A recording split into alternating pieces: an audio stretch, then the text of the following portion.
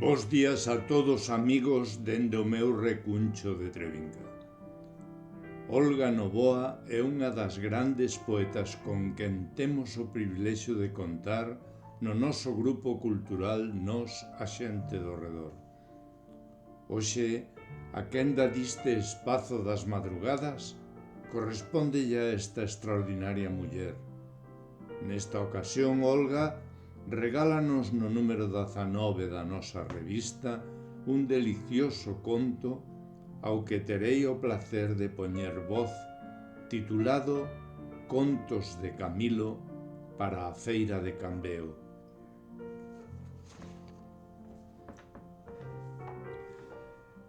Camilo e a señora Elvira dispoñíanse a coller camiño para a Feira de Cambeo, cargados cunha cesta de ovos e 2 pitas vellas para o pucheiro.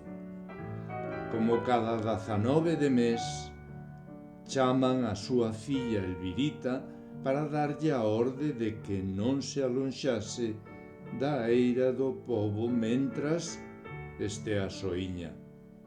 Agora entendo o conto de Camilo. Na leira, Camilo deixa a súa muller cunha fluída palabrería como a súa para desfacerse das pitas, mentras el se dirixe á taberna do campo da feira para contar as súas historias a cambio dunhas cuncas de viño tinto. Aquel día de maio faloulles da moura que vivía nunha cova dun grandísimo penedo, no outeiro da aldea de Irexe, a poucos quilómetros de Cambeo. A moura era fermosísima, grande como 2 postes da luz, de pelo longo e rizado, figura esvelta, sensual, e con máis forza ca 100 homes xuntos. Deixaba prendados a todos os mozos que se lle aparecía para dominar a súa vontade. Roubaban ouro aos ricos para entregárllelo a ela. Así que os homes alonxáronse do outeiro e ela decidiu vingarse.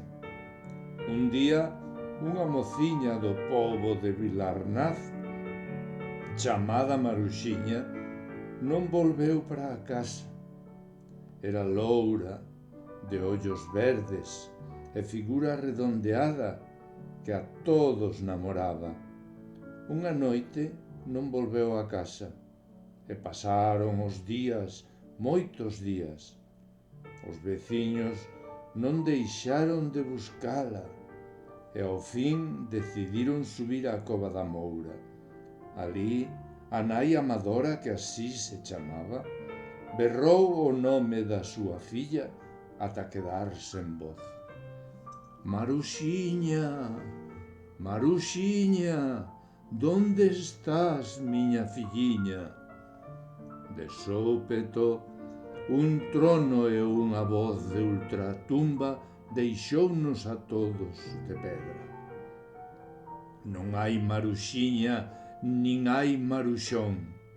A túa Maruxiña está no meu bandullón. Dende aquela, ninguén volveu ao outeiro. Din que os días de tormenta sae a moura berrando os nomes das mozas casadeiras e que as moedas de ouro están no medio do penedo. Ninguén se atreve a rachalo. As mulleres seguen con medo, non foron de todo libres nunca máis. Elvira vendeuno todo e Camilo, coa barriga chea de viño, preparará xa o conto para a próxima feira. Moitas grazas, Olga.